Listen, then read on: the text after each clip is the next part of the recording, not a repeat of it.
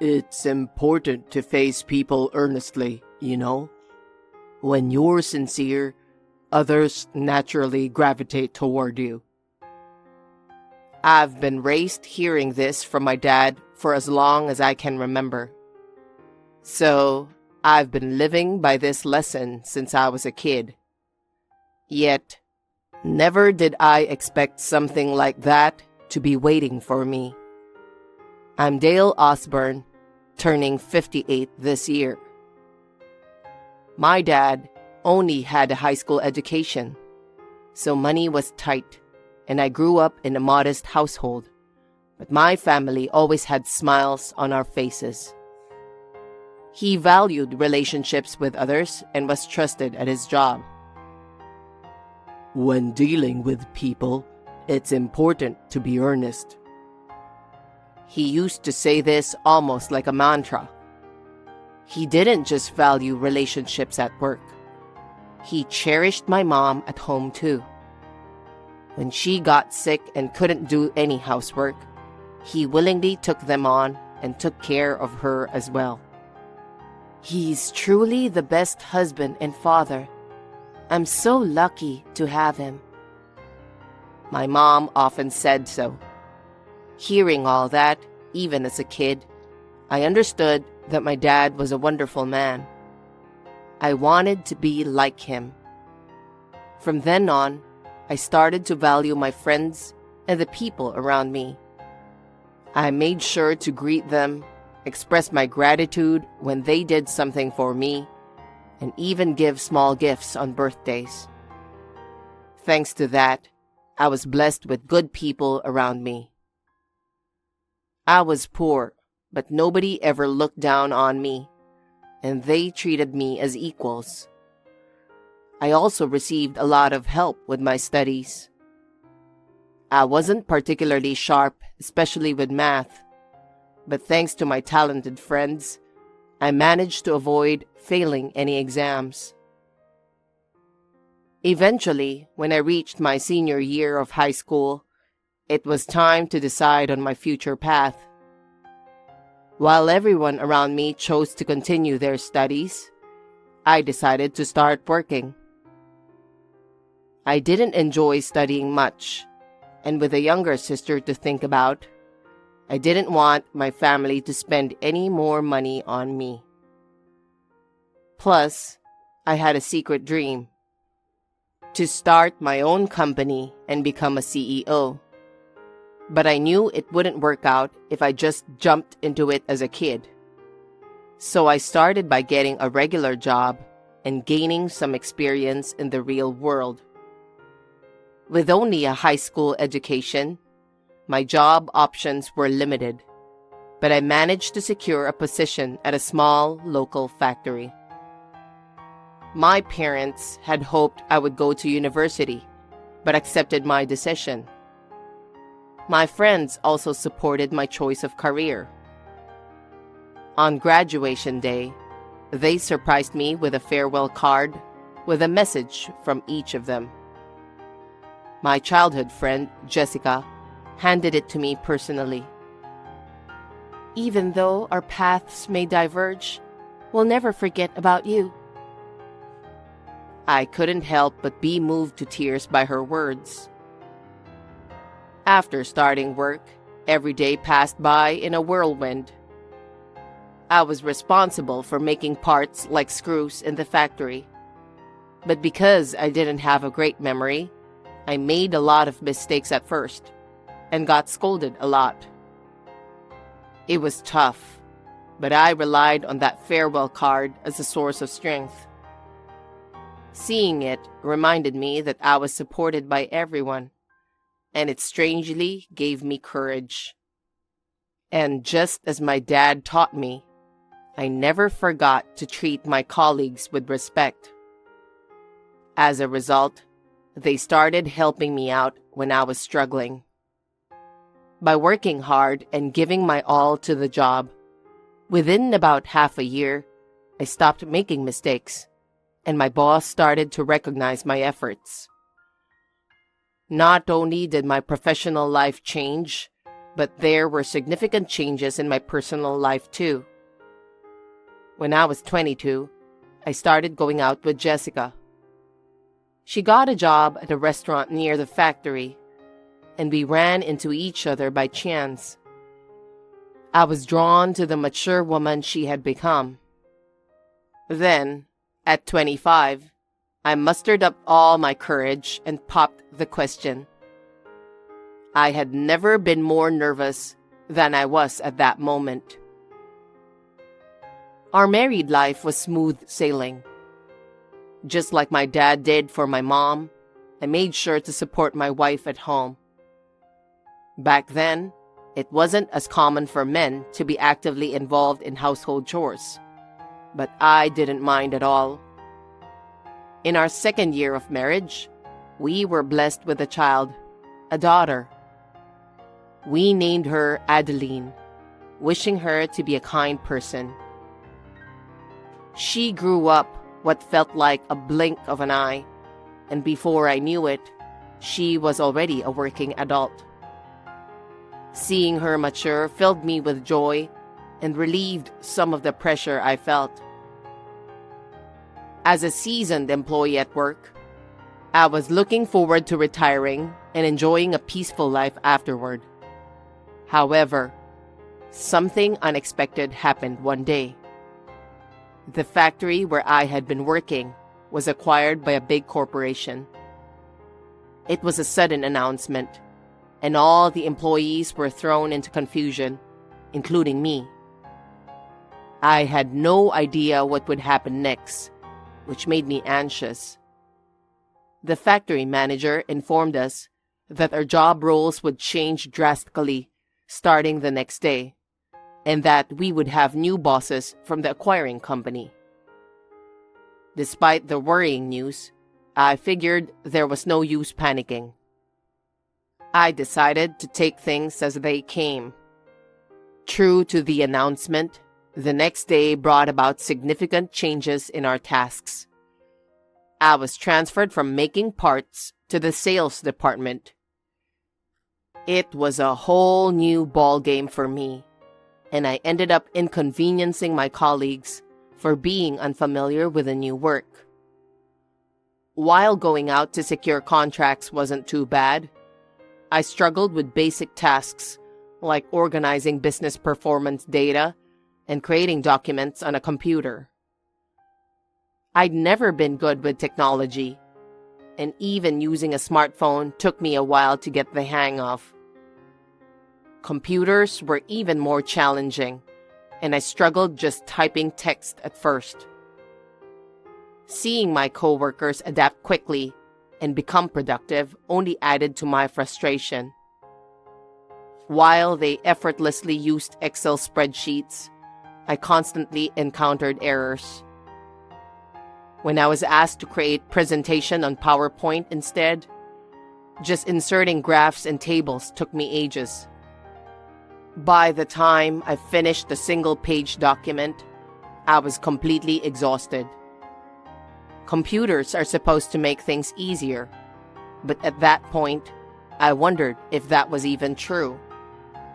When things got really tough, I had to rely on my coworkers to bail me out, but that only slowed down the entire team's progress. Moreover, the tasks I couldn't handle were passed on to others, which increased their burden. I felt like a complete liability, especially with one coworker who looked down on me. His name was Tobias, who was sent from the acquiring company. He was still in his 20s and highly educated, having graduated from a prestigious university. He was on the fast track for promotion, held a higher position than me, and was technically my younger boss. He somehow found out that I only had a high school education and made snide remarks about it. Whenever he saw me struggling with a computer, he'd mockingly say things like, "Can't even do this? Figures, with just a high school diploma." He didn't even bother to show any respect. When he saw the documents I had painstakingly created, He sneered at me. Showing me this kind of material without a care in the world? Are you out of your mind? Hey, stop daydreaming and redo it, old man, he said with a sarcastic tone, and then tossed it into the trash can. Isn't that rude, even for a boss? Despite feeling angry, I knew I was causing inconvenience to others, so I gritted my teeth and refrained from arguing back. Tobias was hostile, but fortunately, the older female coworkers were kind to me.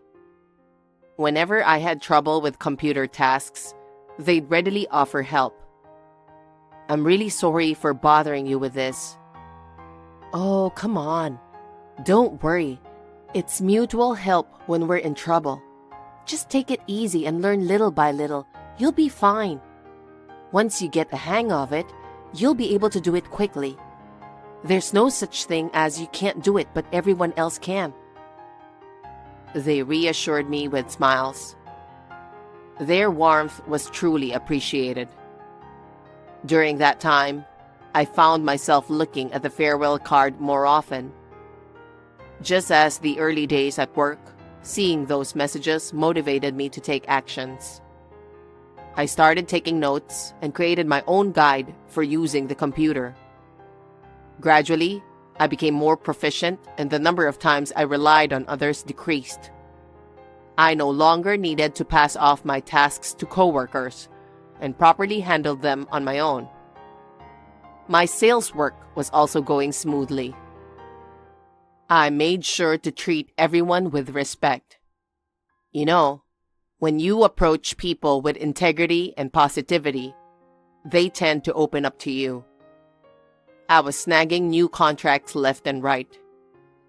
As I got better at creating easy-to-read materials, I started hearing things like, "Your documents are easy to understand." My clients praised my work. All the struggles in the beginning were paying off. Even my colleagues noticed my progress. "Dale, your computer skills are improving at lightning speed. Impressive." Despite my success, there was one guy who just couldn't stand it. It was Tobias, of course. He'd still throw shade my way, even when I was landing new contracts. While everyone else was cheering, he'd have a sour look on his face. For someone with just a high school diploma, you sure know how to sell. Bet you're just smooth-talking your way through. And those contracts you bring in are probably half-baked." Of course not. I explained to them the advantages and disadvantages of signing a contract with us. I tried to defend myself, but he wouldn't listen and just smirked and brushed me off. It was clear he had no intention of giving me any credit. His antics didn't stop there. There was this one time during a work party when he got plastered and started spewing nonsense. "In this world, those with degrees are the ones who call the shots. Worthless losers like you without degrees don't even matter. Got it, high school grad?" He slurred, breathing his boozy breath all over me. The whole room froze, but he kept going without a care. "Being undereducated is inferior to being highly educated. That's just how it is." He continued to insult me. Naturally, it made me sick to my stomach. After that, one of my older female coworkers suggested, "You should file a complaint with the higher-ups. Letting a jerk like him run wild, while a respectful guy like you feels like crap, isn't right." I agree. I'm definitely going to speak up about this. I reported to the higher-ups what had been happening, but Tobias didn't face any consequences. I wondered why, and came to know that he was the pet of the CEO of the acquiring company. So, he got off scot-free. With the big boss's backing, he felt invincible and didn't show a hint of remorse. Instead, He held a grudge and doubled down on his harassment toward me.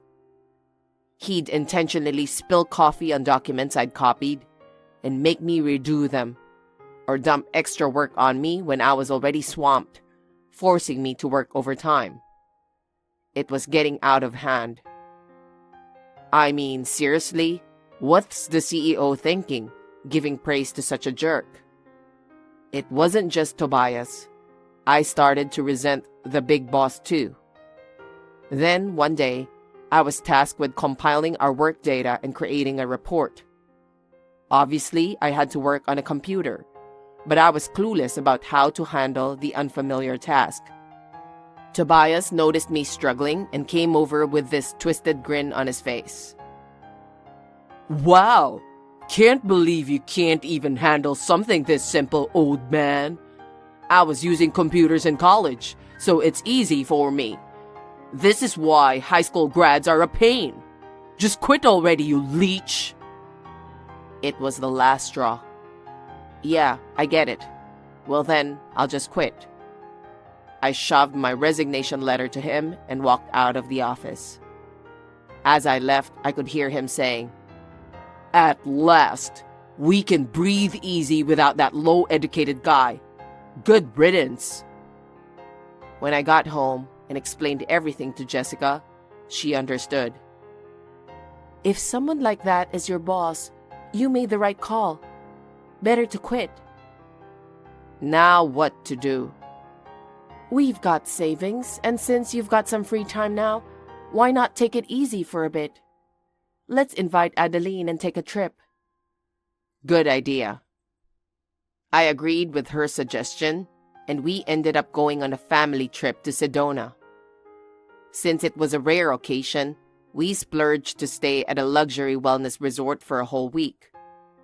The view of Red Rocks was amazing, and their spa facility was top-notch. It felt like all my fatigue just melted away as I was massaged from head to toe. I realized I had been working all the time since I graduated high school and hadn't had that kind of leisurely time. Just as everything else was top-rated, the wellness-oriented culinary offerings were exceptional. Every single thing we put in our mouths, from a vegetarian dish to beef tenderloin, was absolutely delicious. Good food always sparks good conversation, and we had some heartfelt talks over our meals. "Thanks for bringing me here, Mom and Dad," Adeline said as she savored her steak. She seemed genuinely enjoying the stay, as she had just finished some tough work. It felt terrific to have a relaxing time with my family. Most of all, I was happy to be able to repay my family for all the support they had given me. Just as we were all enjoying ourselves to the fullest, I got an unexpected call. It was from Tobias. Unpleasant feelings came over me, but I picked it up anyway. I immediately heard his frantic voice. Dale, sorry to bother you, but it's a disaster. He apologized, which he had never done before. I got the hint that he was in a state of emergency. What's wrong? After you left, all the clients you handled were passed over to me. So when I told them about the change, they all decided to terminate their contracts with us. That was certainly a huge problem. Why would they do that? They said they trusted you, and if you're gone, there's no point in continuing the contracts. I had always been sincere with my clients. That was why I was able to win so many contracts. I see. Well, that's a big mess. And how can I help you? We need you back. He was desperate, but I couldn't bring myself to care about a guy who treated me horribly. But you were pretty relieved when I left, weren't you? When I shot back with a touch of sarcasm, he was momentarily speechless. I apologize sincerely. I realize now how terribly I've behaved before. Please, come back. He tried to persuade me with various conditions like higher pay and promises of promotion, but my mind was made up. Someone like you with your fancy degree doesn't need the help of someone like me with a high school diploma. I gave my answer coldly before hanging up the phone. The scars from being bullied weren't something that healed easily. Besides, not going back was also about pursuing a dream I'd had for years. Yeah, so I decided to start my own company. I figured quitting right then was the best move, so I got right into action. When I mentioned wanting to start my own business, a bunch of people were down to help out. First off, all the clients I handled at my own company signed contracts with me. Since I needed employees, I reached out to some former colleagues, and quite a few of them were on board. The new employees who came over from my old workplace told me that things went downhill after I left.